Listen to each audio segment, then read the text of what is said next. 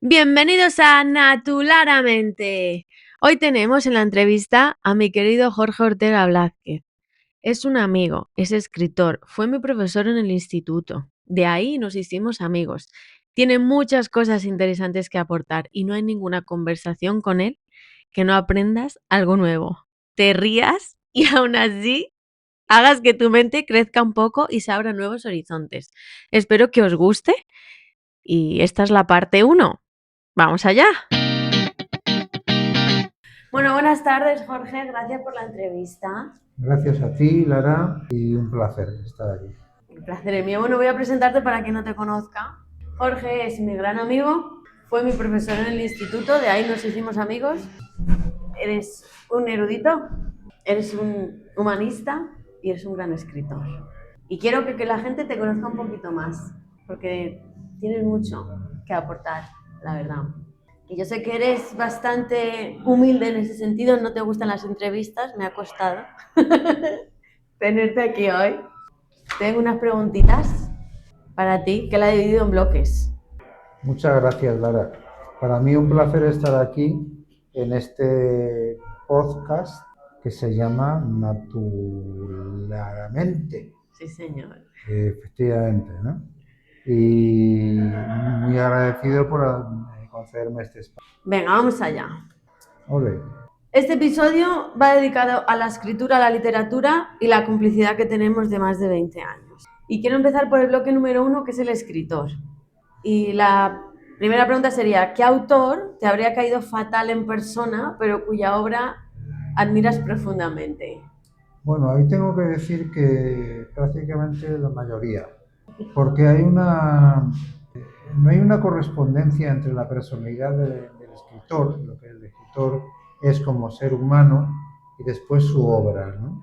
Conocer a los escritores en su vida suele ser siempre decepcionante, porque son como cualquiera de nosotros. Tenemos nuestras zonas de luz, nuestras zonas de sombras, pero en los escritores hay una zona de sombra, una zona de oscuridad muy profunda, y es la vanidad. Yo necesito ser reconocido como un buen escritor. Yo, por lo tanto, me armo de orgullo y desprecio a quienes no son como yo. Eso no me gusta de la escritura. Entonces, pues supongo que me hubiera llevado muy mal, por ejemplo, con Lope de Vega. Gran escritor, gran poeta, pero vanidoso y envidioso en extremo. Me hubiera llevado muy mal con Francisco de Quevedo.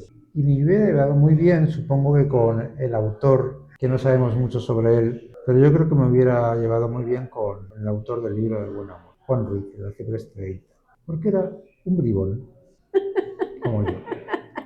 Fantástico. Si pudieras revivir a un escritor para cenar con él, sabiendo lo que sabemos ahora, ¿a quién elegirías y qué le preguntarías? Bueno, pues ahí tendría que responderte. ¿Puedo decir dos? Los que tú quieras. Bueno, pues la primera es Teresa de Jesús. Sería una cena frugal, porque con Teresa de Jesús, ¿qué se puede hacer? Pues una cena frugal. Pero le pregunté una cosa que es muy importante para mí, y es en qué momento, en qué terrible o maravilloso momento, tuvo la certeza de Dios. El otro escritor que yo elegiría sería don Ramón María del Valle Inclán. Y lo que le preguntaría también, ¿qué hubo de impostura o qué hubo de verdad en su supuesto carlismo? Porque es una pregunta que a mí siempre me ha acompañado. ¿Qué libro cambiarías por completo si pudieras reescribirlo desde cero? Ninguno. Pero ahora estoy trabajando estoy, digamos, reelaborando el primero de los libros que publiqué, que se llamó La sangre en la nieve, y estoy intentando, ese era un libro en el que había varios libros dentro, ¿no? Había varios poemarios, y entonces ahora los estoy reestructurando porque no me gustó la edición primera, y al mismo tiempo que los reestructuras, algunas cosas tienes que pulirlas. Entonces, ese. Además Sí, lo sí, escribiste en el 2014. pero no totalmente, no en su totalidad, ¿no? No, está bien como está, pero creo que se puede mejorar. ¿Y lo vas a mejorar o lo vas a dejar como está? Lo voy a intentar mejorar. Igual en el intento de mejorar lo empeoro. Claro, va a cambiar. Claro. ¿En qué momento de tu vida dijiste, soy escritor sin sentirte impostor, si es que no te sientes impostor? Es una pregunta. Yo no me considero escritor. Bueno, escritor en cuanto escribo, claro. El participio activo, ¿no? Pero no me considero escritor, por lo menos no profesional, afortunadamente. Afortunadamente no soy escritor profesional porque los escritores profesionales hoy en día, salvo honrosas excepciones, están sometidos a las leyes del mercado. Y yo no quiero estar sometido a las leyes del mercado. Yo quiero escribir lo que quiero escribir, cómo quiero escribir y cuándo quiero escribir. Y nadie me lo tiene que dictar. Entonces, simplemente me considero un tipo, un señor que escribe, pero no escritor. ¿Qué pensaría tú yo de 17 años al leer lo que escribiste ahora? Has escrito 8 libros, luego los vamos a ver un poquito más a fondo. Bueno, pues tal vez no me reconocería en ellos, tal vez sí. Creo que hay una esencia que no, en cada ser humano hay una esencia que no claudica, que siempre está ahí. Pero también hay una enseñanza que te da la experiencia, que te dan los años. Yo no sé si puedo contestar a esta pregunta de una manera rotunda, la verdad. Algunas partes de mi ser, de los 17, 18, adolescencia, primera juventud, se reconocería en estos libros, pero no lo sé. ¿Qué obra clásica crees que está terriblemente sobrevalorada? Sobrevalorada. Mm. Vamos a ver.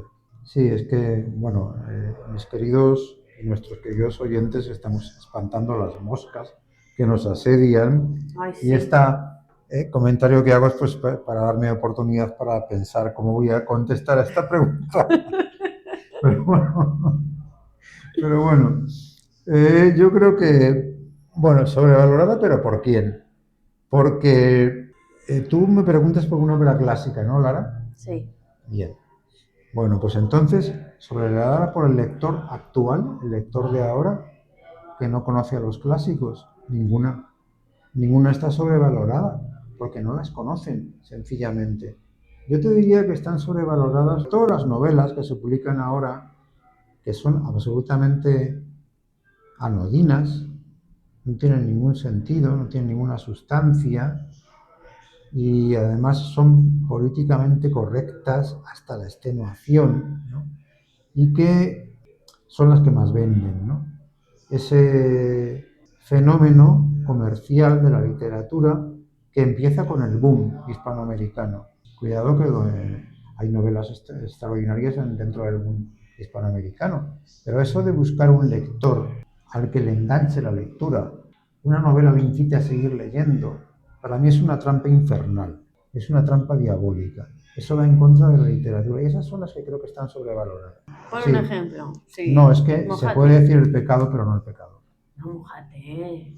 No me mojo porque es mi... No, eso es así. Y la gente que le Que guste saque su leer conclusión. y que le interese la literatura, lo podrá comprender. Y la gente que no lo comprenda, pues que no me interesa que lo comprenda tampoco. Bien, me parece adecuada. Madre mía, hasta las moscas que nos comen aquí. Estamos haciendo la entrevista Eso en es un verdad. bar de mi pueblo, en la zona de atrás, que no hay gente. Hay que decirlo. Y las moscas hoy están que nos comen.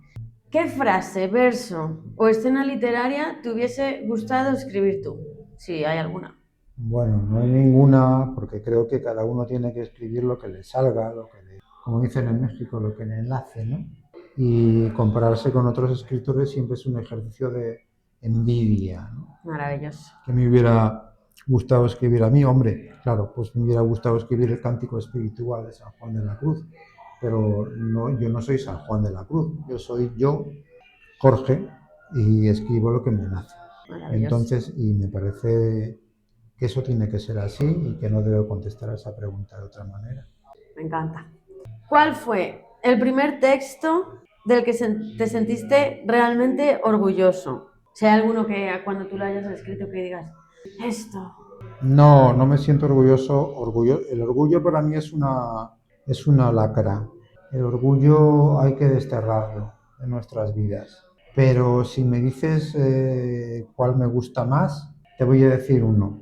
Y es no por cuestiones literarias de está bien escrito, está mal escrito, está regular, sino por cuestiones sentimentales que es para mí lo que para mí cuenta. Y es Historia de un cretino. Una especie de novela, por llamarlo de alguna manera. ¿Es tu último libro? No, el No, no, último no, no es, miento, es estoy un mintiendo. libro de hace tiempo, Del 18 puede pero le ser. tengo un especial cariño y creo que a las obras literarias hay que tenerles cariño, no por cuestiones académicas que buenas son, que bien escritas están, no, sino por lo que a ti te producen, ¿no? Te reportan, ¿no? En tu vida. Y esa es Historia de un cretino. Luego vamos a ir un poquito a hablar brevemente de cada obra. Vale, vamos al bloque número 2. El lector que observa el mundo. Dice, ¿alguna vez un sueño te ha servido literalmente como escena o poema? No alguna vez, muchas veces, muchas veces. Para mí lo onírico es una fuente de inspiración constante. Mm. Creo que el mundo de los sueños es muy importante y tenemos que hacerle mucho caso. Nos dice muchas cosas de nuestro inconsciente que tenemos que intentar profundizar en él para intentar comprendernos también. Para mí los sueños son una fuente de inspiración total, profunda. Y eso igual entronca un poco mi obra con el surrealismo. No lo sé. Me encanta. Tampoco tengo esa intención, pero desde luego los sueños para mí son fundamentales. Para mí son reveladores, me traen las mejores ideas. El momento de duerme vela, ahí es como, a veces que estoy soñando y cojo un cuadernito para apuntar, es como que me despierto. Decían los antiguos que los dioses se comunican a través de nosotros, o sea, con nosotros a través de los sueños. ¿Tienes algún ritual secreto o extraño antes de escribir? No, no, ninguno, ninguno.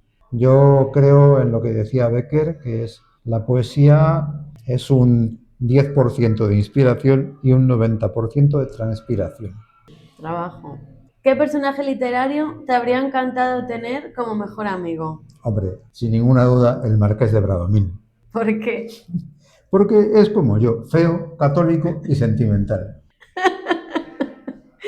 Ay, George. ¿Qué canción de rock crees que es poesía pura, bien analizada, si hay alguna? Bueno, ¿O no hay yo nada? creo que hay muchas y que ni siquiera hace falta analizarlas bien, como tú dices. Hay muchas canciones de rock o de pop, incluso, que son poesía. La poesía ha nacido con la música. La poesía y la música son indisociables, absolutamente. Si me pides un dato más concreto, un dato que a mí me afectó, o sea, una canción que a mí me afectó mucho, es una canción muy larga, larguísima, de un álbum de un grupo británico que se llama Jethro Tull, Ujú. de los años 70, creo que en el 72, se llama Thick as a Brick. Eso es un poema continuo, además acompañado por una música excelente, maravillosa. Si no lo puedo meter, voy a ver cómo ponerlo para que la gente lo escuche en un link. ¿Con qué palabra te peleas cada vez que escribes? ¿O no tienes ninguna? No, tengo muchas. Yo me peleo con todas las palabras que no son capaces de decir lo que yo quiero decir. Y eso en literatura es muy difícil, sobre todo en poesía. Entonces, a mí me gustaría citar un verso de Juan Ramón Jiménez, que es inteligencia, que lo escribía con J, inteligencia, dame el nombre exacto de las cosas. Juan Ramón Jiménez decía esto porque él quería también hacer lo mismo que muchos escritores, creo, queremos hacer, y es nombrar a las cosas como hay que nombrarlas, con su nombre exacto, ¿no? Eso es muy difícil de conseguir. Entonces, eso no es una palabra, no es cuestión de una palabra, es cuestión de muchas palabras. Es cuestión de qué quiero decir, lo he conseguido, ese pelearse con la lengua que está en San Juan de la Cruz, que está en Becker, que está en tantos escritores. Mm. No hay una palabra, hay muchas. Qué bonito, me encanta lo que dice Jorge, me encanta lo que dice. Bueno, ¿has corregido mentalmente algún cartel por sus Sí, faltas? muchas veces. Yo tenía una profesora de lengua de quien estaba medianamente enamorado porque era joven, yo era también joven, y que nos decía esto, ¿no? Que ella corregía las faltas de ortografía o de redacción. Las faltas de redacción son más preocupantes todavía que las faltas de ortografía, las faltas de puntuación. Y desde ese momento, no, pero desde cuando yo empecé a estudiar filología y luego me dediqué a esto, pues sí, no lo puedo evitar. Creo que es una Manía. postura, desde mi punto de vista, muy pretenciosa, ¿no? Muy también un poco elitista, pero no lo puedo evitar. Lo siento. Cuando te mando mensajes me los estás corrigiendo cuando no pongo tildes, ¿verdad? No, hombre, eso no lo he hecho, que yo sepa, no lo he hecho nunca. Mentalmente, digo. Bueno, ¿en qué momento cotidiano convertirías en poema si solo tuvieses 5 minutos? 5 minutos es mucho. 5 minutos es mucho tiempo. Basta con un segundo, incluso con menos. Cualquier momento de la vida cotidiana se puede convertir en un poema. Solo hay que mantener la atención. Eso es lo terriblemente difícil, mantener la atención. Es lo que proponen todas las filosofías, por ejemplo, orientales. Las llamo filosofías para que, bueno, no incurrir en el término religión, ¿no? Pero si tú eres capaz de mantener la atención un segundo, una décima de segundo en algo que tienes a tu alrededor, ahí tienes el mayor poema del mundo. Nos vamos porque hay muchas cosas que tenemos en nuestra cabeza, que este mundo moderno nos impone, cosas que tenemos que hacer, cosas en las que tenemos que pensar, cosas en las que no tenemos que pensar pero están ahí y no somos capaces de liberarnos de ella. Una décima de segundo de atención en cualquier momento de la vida cotidiana se convierte en un poema. Sí. En el poema más maravilloso, de atención pura. No hace falta hacer meditación trascendental, ni yoga, ni estas zarandajas con las que nos están intentando ahora contaminar mucha gente, ¿no? Atención, una décima de segundo, y ahí tienes el poema. Como decía Becker, poesía eres tú, Lara.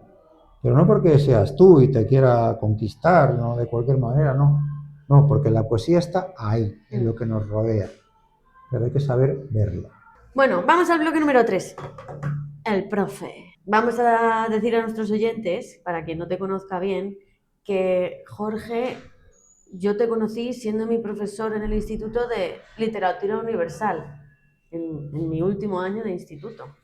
Pero tú dabas lengua y literatura a todos los cursos y sigues siendo profesor ahora en otro instituto, no en el de mi pueblo, en el Pedro de Tolosa. Yendo a tu parte profesional, Jorge, ¿cuántos años llevas siendo profesor? Casi 30. ¡Wow! ¿Qué aprendiste como profesor que te ha servido en tu escritura? La paciencia. Fundamentalmente la paciencia. Porque para tratar con muchachos, adolescentes o preadolescentes, como lo llaman ahora, es fundamental tener mucha paciencia. ¿Pero en qué sentido paciencia para escribir? ¿Cómo? Bueno, la paciencia es muy importante también para escribir porque Pero tú un no ejemplo. puedes. No, es que cuando tú te planteas un libro tienes que tomarte tu tiempo y no tienes por qué pretender que salga ya. Tienes que ser paciente. Eso es una cosa que choca mucho con la manera que tenemos que de entender la vida hoy en día, ¿no? No somos pacientes. Todo lo hacemos muy rápido. Todo lo queremos ya, como el que enciende la luz dándole a un interruptor. Tiene que salir la luz ya. Eso creo que tiene mucho que ver con el auge, para mí tremendamente diabólico, de las nuevas tecnologías. Para ser un buen profesor, o para ser un buen escritor, o para ser un buen fontanero, cualquier cosa, hay que tener paciencia. Qué importante esto que estás diciendo. Es que la estamos perdiendo la paciencia. A mí me cuesta mucho ser paciente. Gracias por recordármelo. Pues hay que tener paciencia, Pero eso es una opinión personal. Yo puedo estar equivocado, por supuesto, pero Yes. creo que la paciencia es muy importante. No, vamos a parar. No todo ya. No todo ya, en este momento. Sí, me lo estás recordando porque últimamente eso, la prisa, las ganas de tener algo ya, de conseguirlo ya, viviendo en una ciudad, se me está olvidando la chica de campo que llevo dentro del, ok, tú plantas la semilla, pero es que tienes que trabajarla y esperar. Esperar, tiene que crecer el árbol y luego ya al cabo de tiempo da frutos. Eso es paciencia. Gracias, Jorge. ¿Qué crees que recordarán tus alumnos de ti dentro de 20 años? Pues no tengo la menor idea, pero soy consciente de que me recuerdan. Ahora, es lo que me importa. Dentro de 20 años igual yo estoy ya aquí, ya no me importa mucho, pero creo que lo que más pueden recordar no es que es un complemento directo o que es un complemento circunstancial, ninguna de esas zarandajas que son escurrijas del auténtico arte que es la literatura, ¿no? Lo que creo que pueden, o lo que me gustaría que rodaran es esas anécdotas que les he contado yo algunas veces, ¿no?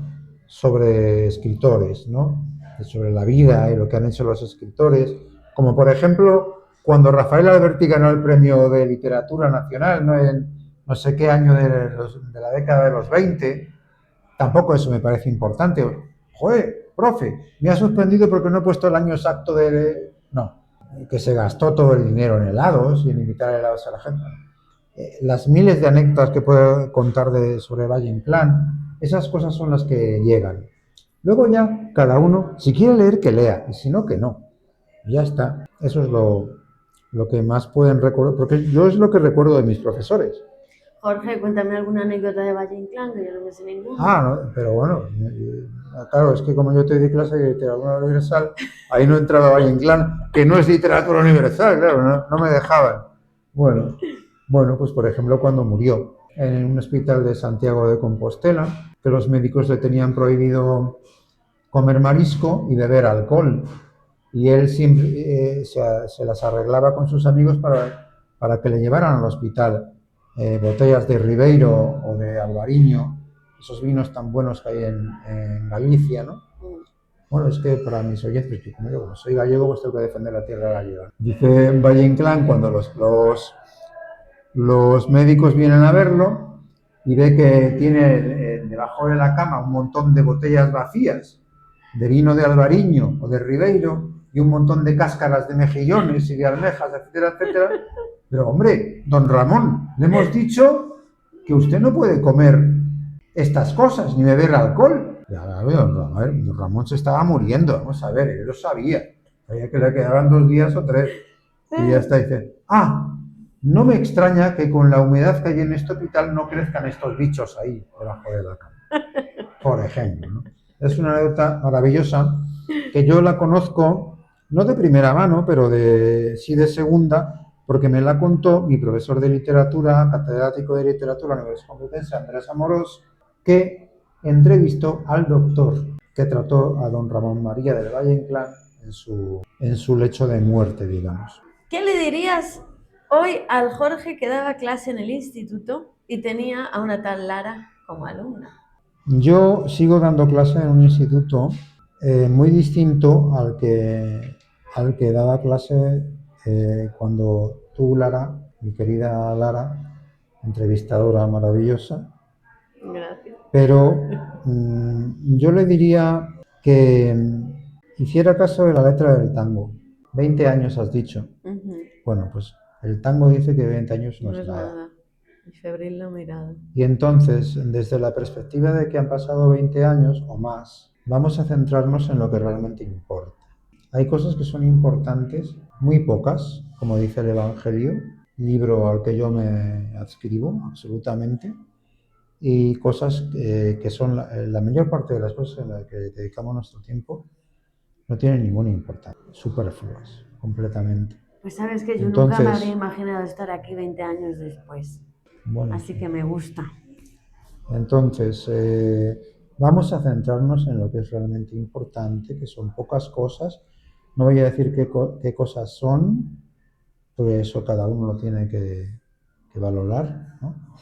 Pero son muy pocas. Eso le diría hace 20 años le diría a Lara de hace 20 años también. ¿Y qué cosas hoy son importantes? Pueden cambiar mañana, evidentemente. Para mí es la relación que tienes con la gente, cómo interactúas con la gente y tienes que interactuar a través de una palabra mágica que se llama amor. Eso es lo único que importa, lo demás es superfluo, no tiene ninguna trascendencia ni ninguna importancia.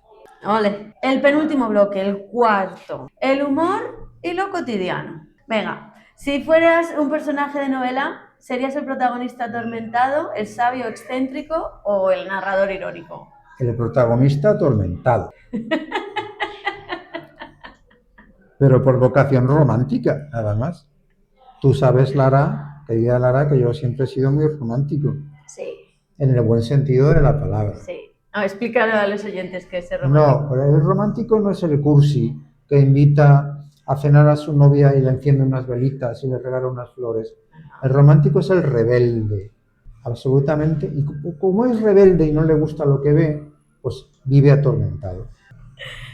¿Qué libro regalarías a alguien que odia leer para conquistarlo sin que se dé cuenta? Si, en el caso de que regalases algún libro, puedes decir, pues todo lo contrario, no regalaría nada, si no quiere leer, que no lea, o... No, ahí no tengo ninguna duda. Es decir, esto te lo puedo contestar con una experiencia, ¿no? Con una experiencia que se ha repetido varias veces a lo largo de mi vida. Hay compañeros y gente que me ha pedido un libro para leer. ¿Qué libro puedo leerme ahora, Jorge? Y yo siempre digo, ¿ha leído usted El Quijote? Entonces, cuando me dicen no, pues léalo. Cuando me dicen sí, que el 90% de los casos es mentira, porque no lo he leído, pues vuelvo a leer. Ole, di que sí. ¿Cuál es tu insulto literario favorito, si tienes alguno? Pero los que han utilizado los escritores o... O que te hayas creado tú, a lo mejor tú te has creado una palabra. Claro, tengo varios. Por ejemplo, hay uno que me gusta mucho que es onagro. ¿Onagro? Onagro. ¿Qué significa? Que significa burro silvestre. Y que nos decía cuando éramos adolescentes nuestro profesor de filosofía, Zósimo, maravilloso, un enano, una persona minúscula en estatura y digamos, en complexión física, pero gigantesca en cuanto a su capacidad intelectual, ¿no? Y él nos llamaba onagros. Sois unos onagros. Nosotros no sabíamos lo que significaba la palabra onagro. Y nadie se preocupaba por averiguarlo. Yo me preocupé, lo busqué en el diccionario y significaba burro silvestre. Bueno, están en peligro de extinción. Claro. Luego ya me gusta mucho, por ejemplo, la palabra mentecato, botarate, filisteo me gusta mucho. ¿Qué significa? Los filisteos eran los enemigos del pueblo de Israel. Claro, es que si uno no conoce la Biblia, y eran los malos, los filisteos eran los malos, digamos. ¿Cuántos años hace? Igual que si ya nos vamos al Nuevo Testamento, pues serían los fariseos. Ese tipo de insultos me gustan porque los utilizaban los escritores, sobre todo de la generación del 98 y un poco antes también, y los utilizaban con una mala leche cojonuda, ¿no? Y me gustan, no sé, porque es mi lado oscuro. A mí me gusta onagro, te llena la boca, me encanta. Me voy a quedar con esa. Además la tengo grabada por si no me acuerdo. Si fueras el director de un reality show para escritores, ¿cómo se llamaría y qué pruebas habría? Vamos a ver. Yo no me considero escritor profesional, pero creo que cualquiera que se considere escritor o artista, de una manera seria, no participaría jamás en un reality show. Para mí eso es basura. Estaría llena de vanidosos. La vanidad está también en el gremio de los escritores y en alto grado, pero no, es que, vamos a ver, cuando uno asume esa realidad de los reality shows, está adocenándose, está convirtiéndose en una persona, un hombre o una mujer masa, está embruteciéndose y está envileciéndose. está convirtiéndose en algo que ya no es un ser humano. Han hecho su cerebro una especie de puré, papilla. Esa pregunta, no sé si te ha satisfecho la respuesta, Todas tus respuestas pero me para mí satisfacen, me es... congratulan. Venga, ¿qué es lo más raro que te ha inspirado en un texto? Ahí te tengo que contestar en un texto que yo ya he escrito, en un texto que yo ya he leído. A ver, as you wish, como quieras. Vale, pues para escribir un texto, creo que lo más, no sé si lo más raro, pero una cosa que me ha llamado mucho la atención es un sueño. Y ese sueño dio lugar a un poema que se llama Hierosolimitano, está en mi libro Extrañamiento, y que cuenta una historia realmente inquietante, ¿no? Como este señor que está hablando contigo tiene que salir huyendo de la ciudad de Jerusalén porque ha sido condenado a muerte, pero como él sale huyendo tiene que morir otro en su lugar, y ese otro que muere en su lugar es Jesús de Nazaret. Si fueras un libro en la estantería de una librería, ¿qué pondría en tu contraportada para que alguien te eligiera? No lea usted este libro, Fantástica. aquí hay veneno. La verdad que sí que te pega. ¿Cuál sería el título de tu autobiografía si tuviera que sonar como un thriller psicológico en el caso de que hubiese una biografía? Bueno, lo de thriller psicológico, no sé si estoy preparado para contestar esa pregunta. Porque menuda pregunta, Lara, querida. Pero yo pienso que todos los libros que escribe un autor, aunque diga lo contrario, son autobiográficos. Todos. Libros de poemas, novelas, ensayos, todos. Ahí está, siempre detrás está el autor. Decía José Bergamín, perdón, que yo soy subjetivo porque soy un sujeto. No puedo ser objetivo porque no soy un objeto. Entonces, en cada libro que tú escribes estás tú. Por lo tanto, cada libro que tú escribes es autobiográfico y por lo tanto cualquier título que tú le pongas a un libro, como ya tengo unos cuantos por ahí, vale. Amén. Venga, vamos al último bloque y luego hablamos un poquito de tus libros para terminar. El último bloque es el 5, Más allá del papel, se titula. ¿Qué personaje literario se parece más a ti? ¿Hay alguno que se parezca o también esté inspirado en mí, en Lara? Bueno, pues vamos a ir por partes. Yo creo que con el que más me puedo sentir identificado es un personaje mío, que se llama Teófilo Monroy y que está en una especie de novela, digo especie, porque yo no creo en los géneros literarios, que se llama Historia de un cretino. Eso por una parte. De los ajenos, de los que han escrito otros, Don Quijote, nuestro señor Don Quijote. O más bien, nuestro señor Don Quijote es con quien yo me gustaría identificar. A Lara, Lucía San Martín, de Duelo de espejos. mi libro, mi novela, el libro de José. Ten en cuenta que Duelo de espejos es un libro en el que hay 3 libros. ¿No? 2 libros de relatos y una novela que es el libro de José.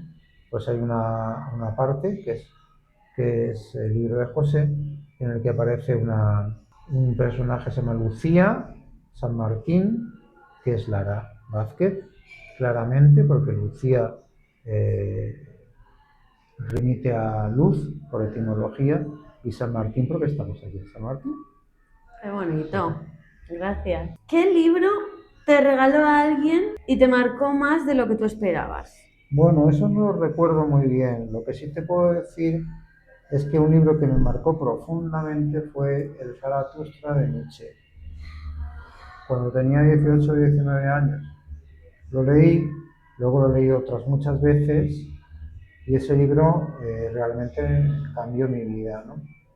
Ahora, desde la perspectiva de la que estamos hablando, ¿no? Desde la que estamos hablando, creo que fue para mal. Ahora mismo considero que ese libro lo que dice es perfectamente prescindible. Sin embargo, durante muchos años fue una guía para mí. Nietzsche no solo ese libro, sino Nietzsche en su conjunto. Fue muy poderoso, fue muy poderoso. Cuando eras mi profesor, en el último año de instituto, es que se me ha venido a la mente y te lo cuento. Nos mandaste leer La Metamorfosis de Kafka. Mm. Y wow, yo me acuerdo que iba caminando al trabajo, porque yo trabajaba en un kebab aquí en el pueblo, y me acuerdo que iba caminando leyendo, que es un libro cortito, y fue un boom a mi cabeza. Es como, yo recomiendo que lo lean, porque además lo leí con 18 años, y gracias. Me has hecho acordar de eso y te lo tenía que decir. Ah, Gracias. pues no, gracias a ti. Hombre, la metamorfosis es siempre, digamos que es un revulsivo en tu personalidad, ¿no? En tu vida. La metamorfosis de Kafka, otros libros de Kafka también, pero yo creo que la metamorfosis fundamentalmente, ¿no? Porque te hace pensar en que realmente lo que eres es un insecto. Total. Entonces hay que hacer algo para cambiar eso. Y que todo cambia de un momento a otro. Mm. ¿Qué te inspira más? ¿Un paseo en silencio o una conversación intensa? Bueno, pues a veces un paseo en silencio, a veces una conversación intensa, a veces las dos cosas y a veces ninguna de las dos. A veces no hay que, Eso nada depende del funciona. estado de ánimo, supongo. Hay veces que nada Pero funciona. todas las cosas que tú me dices me parecen un buen revulsivo y una buena fuente de inspiración. Lo que pasa es que no siempre sucede así. Es Eso verdad. depende ya del momento en que cada uno esté. Vale, y la última pregunta que te voy a hacer, y luego hablamos un poquito de los libros. ¿Qué frase tuya te gustaría que recordaran dentro de 100 años? Si hay alguna. Bueno, pues eso nunca he pensado en eso, pero de verdad te digo, no me da un poco igual que me recuerden o no. Pero por decir algo, hay un verso que me gusta mucho, a ver si me acuerdo, del primer libro que luego lo he sacado a otro que es Exilio, que es este de astros contorno declinante. Es un endecasílabo perfecto, este de astros contorno declinante, y se refiere a mí, claro, porque siempre, bueno, ya te he dicho antes que todo lo que uno escribe es autobiográfico, pero creo que se puede referir también a cualquier persona. Y ese declinar se puede invertir y se puede convertir en un resurgir. Se puede convertir en un resurgir. Debemos Mm, resurgir. por supuesto. Hasta aquí la primera entrevista con Jorge. Esperad la parte 2 donde hablamos de sus libros. Gracias por estar aquí una vez más. Gracias por escuchar. Y ya sabes, si te gustó, compárteselo a alguien que creas que le va a gustar. Un abrazo grande.